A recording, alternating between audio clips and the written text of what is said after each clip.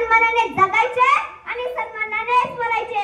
स्वराज्याची पवित्र माती पुन्हा आमच्या मस्तकी लावण्याचे भाग्य आम्हास लाभले. त्या जगदंबेची कृपा. होय, आम्ही आलोय तुमच्यावर साहेब राजमाता जिजाऊ. एक काळ असा होता मावळ्यांना, या महाराष्ट्रात अनेक परकीय सत्ता मक्कूळ धरत होत्या. अशा काळात आमचा जन्म झाला.